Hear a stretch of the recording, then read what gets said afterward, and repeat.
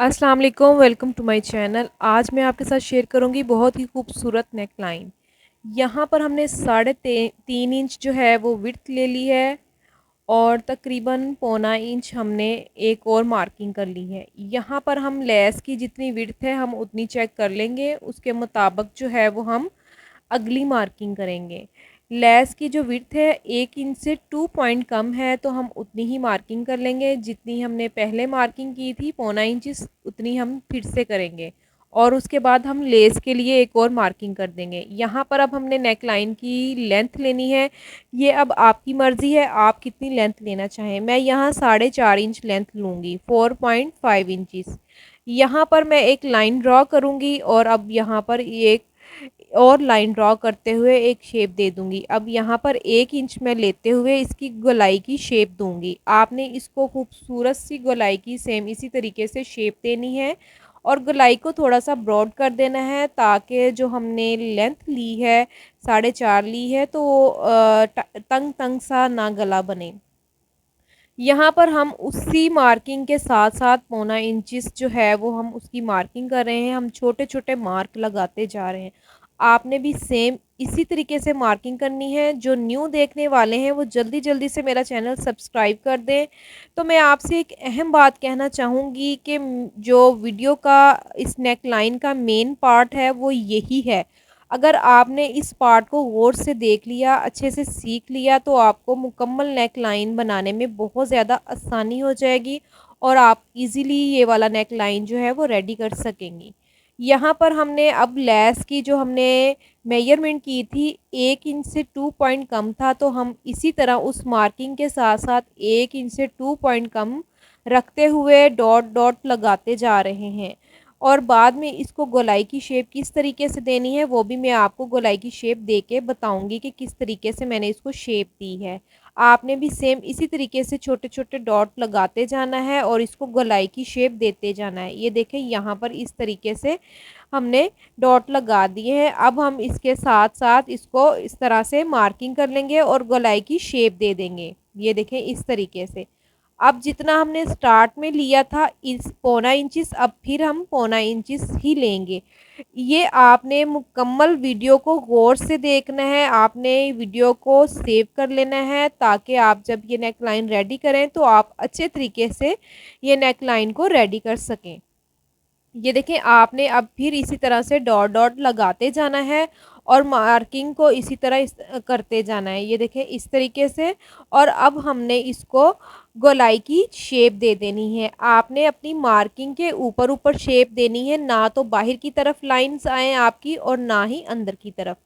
जो ये वाला पार्ट है ये लेस वाला पार्ट है, यहाँ पर हमने लेस फिक्स करनी है। इसी तरह अब अगला जो पार्ट हम मार्क करने लगे हैं वो भी लेस वाला पार्ट है और वो भी उसमें उसमें भी हमने लेस ही जो है वो ऐड कर देनी है। ये देखें यहाँ से भी हमने इसी तरह से 1 इंच से 2 पॉइंट कम लेने हैं। अच्छा मैं आपसे एक बहुत इम्पॉर्टेंट बात करना चाहती हूँ, अगर आप लेस की जो विड्थ है वो अगर कम लगाना चाहती हैं तो आप कम लगा लें। तो आपने उसी के मुताबिक ये वाला जो है मार्क करना है। अगर आप विड्थ ज़्यादा लेते हैं तो आपने उसके मुताबिक करना है, अगर कम विड्थ लेते हैं लेस की तो उसके मुताबिक ही आपने मार्किंग करनी है। ये देखिए इस तरीके से हमने मार्किंग कर ली है। यहाँ पर आपने एक और मार्किंग कर लेनी है और ये क्यों करनी है ये मैं आपको बताती हूँ।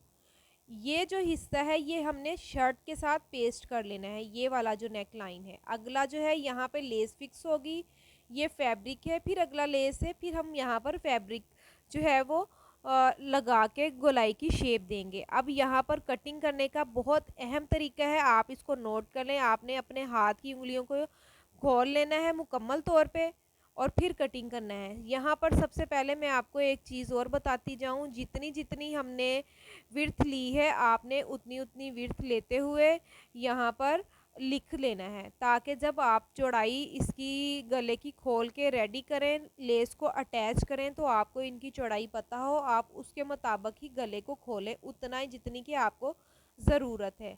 ये देखें यहाँ पर हमने 3.5 लिया है यानी कि 7 इंच हमने गला तैयार रखना है।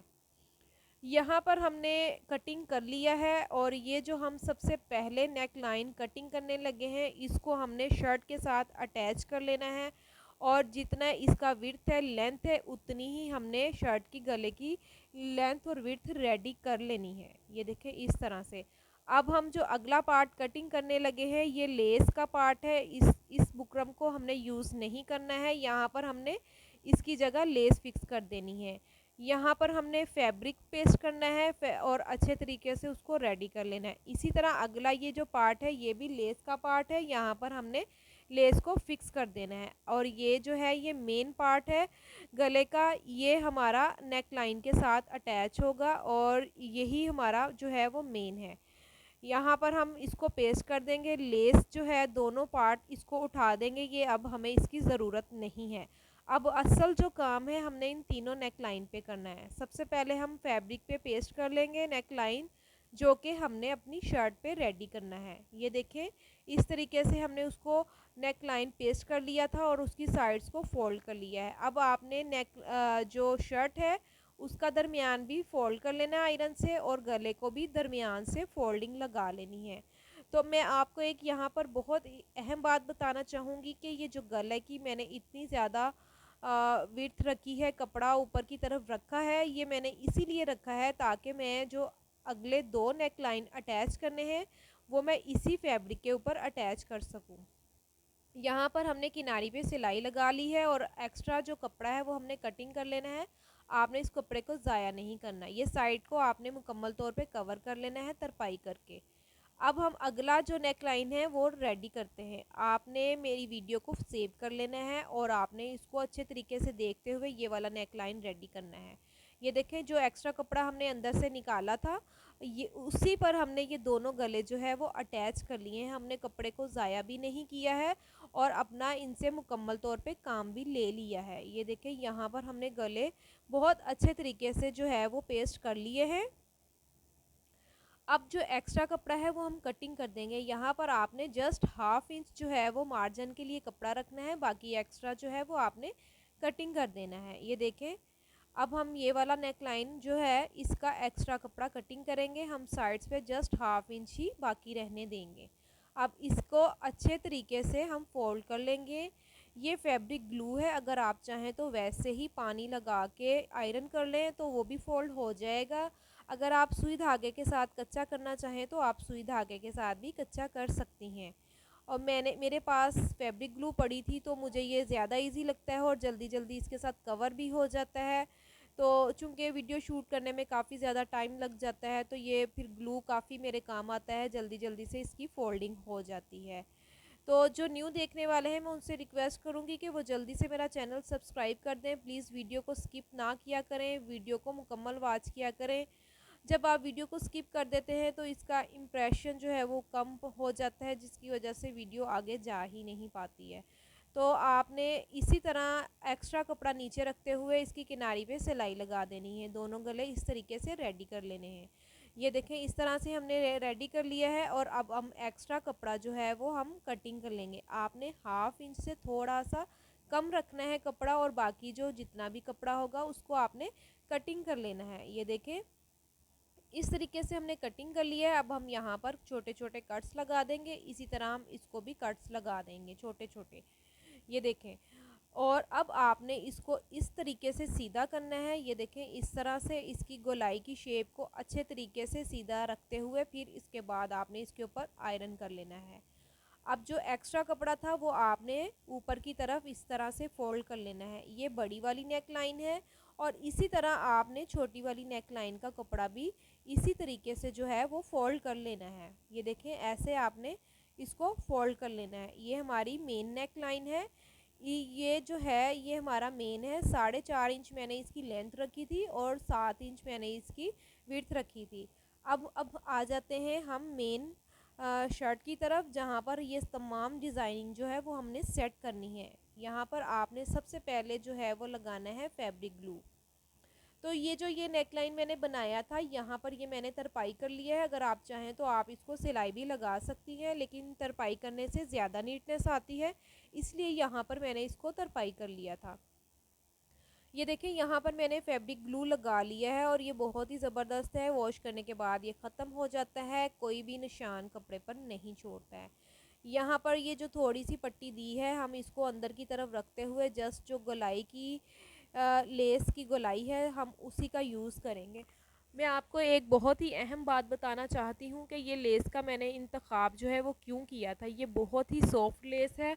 अगर आप ये वाली लेस यूज़ करेंगे तो ये आपको कहीं भी नहीं चुभेगी। अक्सर आपने देखा होगा कि अंदर की तरफ डिज़ाइनिंग की होती है, वो हमें बहुत परेशान करती है, हमें इरिटेशन होती है, सम टाइम ऐसे होता है कि एलर्जी हो जाती है। तो ये मैंने सॉफ्ट लेस है, इसको क्रोशिया लेस भी बोलते हैं। तो आप अगर मार्केट से लें तो क्रोशिया लेस कह के इसको परचेज़ कर सकती हैं। अब यहाँ पर आप ये देखेंगे कि मैं फैब्रिक ग्लू जहाँ पे भी लगा रही हूँ, ये लेस जो है वो इजीली जो है फ़ोल्ड हो रही है। आपने भी इसी तरह सॉफ्ट लेस का यूज़ करना है।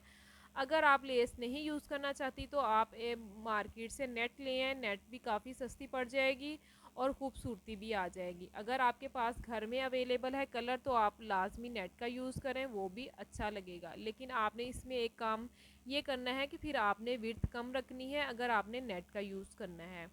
लेकिन अगर आपको ज़्यादा डीप गले से कोई इशू नहीं है तो फिर आपने नेट जब यूज़ करनी है तो आपने डबल नेट लगानी है, सिंगल नेट नहीं लगानी, उससे आपको ज़्यादा खूबसूरती आएगी।